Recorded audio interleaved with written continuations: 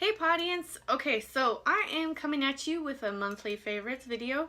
I realized it's been a while since I've done these, and I didn't want it to get like that.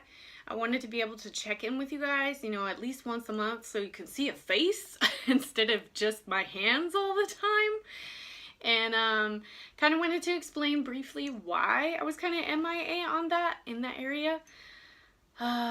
July really fucking sucked for me. I feel like Mercury retrograde hit me earlier than everybody else. July I ended up spending probably about $1,000 on car repairs. Seriously, my Jeep was in and out of the shop I think twice. And then I kid you not, the truck that a friend had let me borrow ended up getting a flat. When my Jeep was towed on a trailer to the mechanic, the trailer ended up getting a flat. So I'm like, here we are, we're talking Arizona, the extreme heat. It has a tendency to just disintegrate everything. And I'm like, it loves tires. So yeah, July was a real test, man. Ugh, that was an awful month. And I feel like August was kind of like sitting there trying to like recoup and be like, whoa, did that just really happen? Did I just survive all that? Oh my god. And then in July I kind of had a little bit of a health scare there. I thought I was really kind of like not feeling good, and I would be doing whatever I'm doing, getting ready for work or taking care of my daughter, and I would get like real quick hot flashes, and I'm like, whoa, this is too early for menopause. It can't be menopause, and I'm like, what's going on? And then it kind of really scared me because I would get really dizzy, really kind of faint, and it was just weird, so weird. And it made me stop. It made me hit the brakes and be like, what's going on? Why am I feeling like this? And the first thing that everybody was telling me, my friends and family, etc., was, you need to drink more water, girl. And they're all right, because I'm horrible. I get up in the morning and I have my cup of coffee, and then after that it would just be like soda all day long, Coke or Dr. Pepper all day long. I was that person who just didn't drink water at all. And I was like, you know what? I have to stop it. Everything's catching up with me. As you get older, your body is just like, nope, can't do it anymore. And for like the last 4 years since I've had my daughter, I have been like a love affair with caffeine. So I had to really... So I'm literally down to 1 soda a day, sometimes 2, that's it.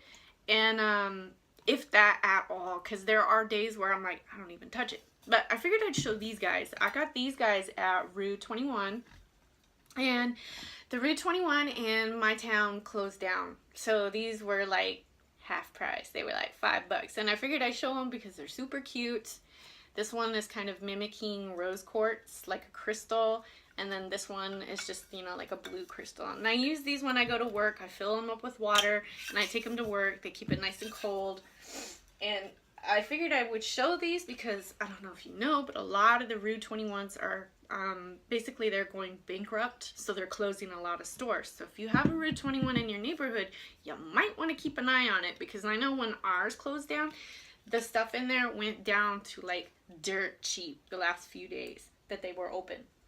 Okay, so as far as jumping into witchy stuff, I wanted to share some things with you guys. July, I hit the lavender hard because it was just like, I just needed to de-stress, man. And I would do my lavender and sage. Classic combo right there, right? Totally, I was burning this left and right. Sometimes together, sometimes on their own. It was just, I needed that de-stressing, and I needed that cleansing combo. So yes, these are right up there in the zone of being heavily used. Next up would be my frankincense, and this, I had been using it on my little censer here that is an actual martini glass top, and I would put the frankincense on there. Now when I found because it wasn't direct heat. It's kind of, you know, there's a gap of, you know, you're basically barbecuing the frankincense. I would put a lot on there and it wouldn't give me very much payoff. But when I would drop a piece of this frankincense on a piece of coal, I would get so much payoff. And literally the other night, maybe about like a week ago, I took a piece of, you know, an average piece of frankincense resin and I put it on a little coal disc. I love breaking those coal discs in pieces, so it's almost like a quarter of a coal disc because you get more bang for your buck. And let's face it, when you're inside, you don't need a whole freaking coal disc. Just a little piece will do ya, trust me. And then I put that, but even with my little piece of charcoal and my little piece of resin, I managed to smoke out my entire bedroom the other day. And it literally, I was like sitting here, you know, doing a meditation, pulling cards.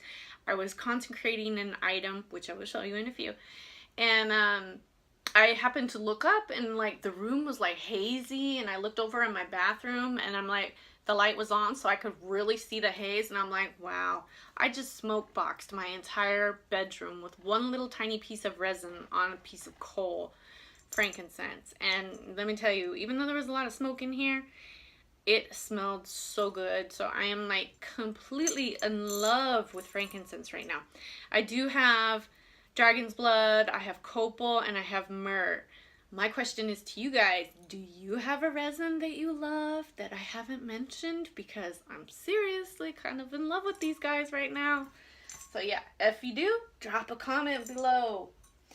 Now, one last thing that counts as herbs for me is mesquite. Mesquite kind of showed up in my magical inks video, which I'll put a link down below. If you didn't catch it, it'll be down below. And mesquite is prolific where I live.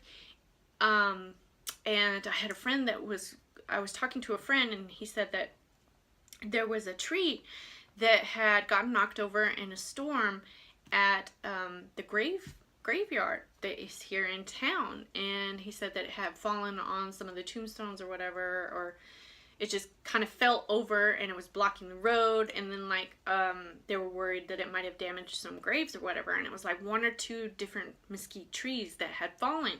And when he told me that he was going to clean it up, I said, whoa, hold up, can you bring me some of that wood? And he did. He totally hooked me up.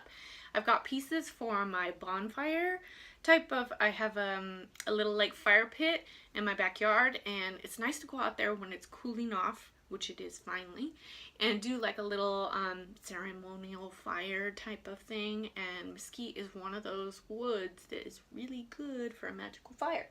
And I'm like, I got little pieces, I got some big old pieces of like the trunk, and they're like leveled off on the top and bottom, so it's like level. And I'm gonna use them for actual like tables outside too. And he gave me all kinds of pieces, and I'm like, burning mesquite, it smells good. Oh, it's just phenomenal. And then like, I'm so happy that I got that. So that was pretty cool. Next up, oils. Again, lavender. This one was in my essential oil burner. Entire month of September, boom, it was lavender. Then, I'm sorry, take that back. The entire month of July, it was lavender. Then, as I was getting close to the completion of August, I started getting rose out a little bit. And this one, wait, hold up. This one I got on Amazon. It's not one of those like a doTERRA oils or whatever. I want to say it was only like maybe 10 bucks or something like that. I really love this one, and I'm probably going to try to hunt it down when it runs out. But I've had this for quite some time, and there's still quite a lot in it. So yeah, that's the lavender. This one is just one of those cheap little oils that you get at Walmart for like under $5 or something. And I'm like, it's rose. So yeah, as we were getting closer to September and the whole self-love awareness kind of thing was flowing in my mind, I was reaching for a little bit of rose in there. And then now as we're getting close to September actually ending, my combo has been cedarwood has jumped into my essential oil burner, and this is a Natural Alchemy cedarwood. You can get this one at Vitamin Shop. So that's that. So my here lately it's been smelling like a little bit of cedarwood and then pine. Because it's Arizona, that I miss that smell. I miss being in the mountains and smelling pine trees and stuff like that. So, you know, I use the artificial pine scents. But I figured I would mention this. I buy these little wax warmers that you can get at like Walmart, you know, for a little package for $5 or something. And I get the pine ones and I started melting them. And I've actually been saving my wax because I want to try making candles. You know, I really do. But I mean, just for myself. I don't want some. But I figured I would show this too because this, I've had this guy for over a year, I think. And I got this at Target, and this is just a little owl, and he's an oil burner. This little top piece actually comes off so you can flick out the wax and, you know, replace it or what have you.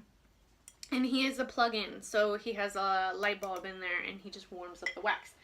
I think he was only 20 bucks. Seriously, guys, $20 well spent. Next up, I figured I would mention my crystals that were in heavy use. I'm just going to bring this up here. You guys have probably seen this if you saw my other video where I did a Witchy Vlogs video. If you missed it, I'll put it down below. I know YouTube is getting weird about notifying people about subscriptions and stuff like that. But yeah, this little tray was on my morning altar. And this is basically my crystal hot seat. These are the crystals that I've been using a lot of. So July, again, with all the stress, I was reaching for this guy so hard. Amethyst. You know, sometimes when I was just sitting there with my morning coffee, I would hold him or hold him on my lap. Sometimes I would just kind of set him on my chest because it was just so much was going on, and I just needed that like help to just kind of like calm down and figure out what the next step was and stuff like that. Him for stress relief, and then I had my chunk of kyanite. And I was using him for more of like a cleansing kind of feel. And then, after spending all that money on my Jeep, I depleted my, kind of like my safety net, a little cash, you know, like safety chunk, or I don't know what you want to call that. Yeah, where you save a little bit of money in case shit happens, because when it does happen, it costs money, straight up. But yeah, after that, I was like, oh my god, I need to, you know, get some good luck at work. So I was carrying around my little chunk of pyrite. And I'm like, I really dig this little pyrite, I swear. I want some more of these. So when I go to the Crystal and Gem show that's coming up in January, I'm going to hunt down some more pyrite. So yeah, that's for crystals. And then books, I'm going to come at you with two. So Wikipedia and the Magical Household. Magical Household has got Cunningham and David Harrington, kind of a combo writing on this one. And then Wikipedia, Sean Robbins and Leanna Greenway. I believe both of these you can find on Amazon. If not, your local Barnes & Noble or bookstores should be able to hunt them down for you. They're both fairly cheap. If I had to choose between these two, I would take this one. This book is so, it's like a warm, fuzzy hug. It's so charming. Oh, so charming. I love this book. So if you really want to soup up your household and make it so witchy fantastic it's not even funny, boop, this is your book. He's a quick read, so I kind of flew through him pretty quick, and I actually found myself, after completing him and putting it down for a while, I went back to it and like flipped through it and read a chapter here and there. And I'm like, this is probably so far one of my top favorite ones. This is just a sweet book. It's a good witchy read. Cup of coffee in the morning, pick this up. Oh, thank me later. The Wikipedia, you know, I'm not a strict Wiccan. I wouldn't even call myself Wiccan either. But, you know, anything witchy, I'm just on it. I kind of broke mine. So, yeah, you guys are going to see a little slippage here. This book seems to pop up all over the place right now. I think the biggest draw, I swear, is the cover. It's a gorgeous cover, and you know, it's got some nice artwork through here too. I did actually tab a few little spells and stuff that I thought were actually kind of cute, and I was like, ooh, I want to try that. That sounds interesting. There's a chapter in here on working with angels, deities, crystal magic, divination, the moon phases. This is a good beginner's book if you're curious about witchcraft and you kind of want to dip your toes into it, or you just want to learn about it, you know, so you kind of have a little bit better of a grasp of as to what we're talking about when we're sitting here fawning over crystals and herbs. This is the book to check out. He's kind of like a sweet little introduction to witchcraft, if you ask me. It's a good beginner's book. It's not going to get you into very much like depth. It just kind of gives you little samples, little tastes of stuff, and then, you know, from there, if you want to know more about crystals, then go get the Crystal Bible. You know, if you want to know more about herbs, go get you some herb books. So yeah, it's a good book to dip your toes into if you're just curious. And then let's see, we did that. Oh, tools. Now we're up to tools. Okay, so first thing I'm going to share is this little guy, my little itty bitty bitty baby cauldron. I've been using him so much lately. I don't know, he's just so easy. He's so tiny too, and I'm like, if I want to, I can pick him up and take him outside. Sometimes I want to go sit outside with my cup of coffee in the morning, burn some sage, you know, or sometimes in the evening, you know, on the full moon or the new moon, you want to go outside and do a ritual. He's easy to just pick up and take with me. I can put some white sage in there, I can put some lavender, whatever I want, and just carry him outside with a little coal disc, and then boom. He's just so convenient having a little dude to just take with you or whatever. And then I have inside, when I do use him inside, I have a stone that I found out in the desert. It's just kind of a funny little shape. It's like home plate.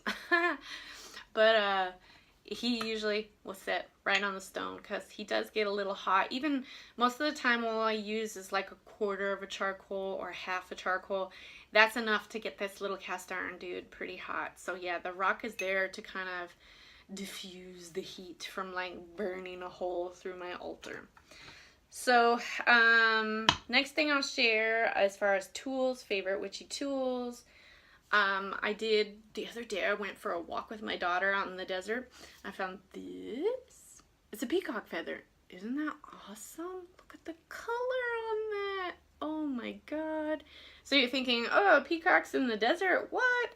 On the other side of the dunes over there, there is a farm, a couple of farms, and, you know, wide open spaces of land, and then, you know, the family's houses or whatever, and they keep peacocks, and peacocks can actually be very good like guard birds.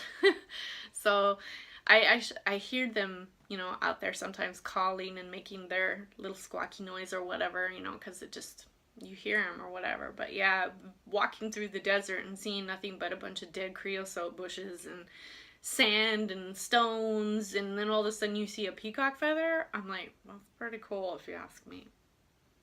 Okay, so I've come to the part where I am going to share animal parts. Yes, I use animal parts in my practice. So here's your chance to click off of this video if you want to escape before I show this stuff. So the first thing I'm going to share is something I found on that walk as well.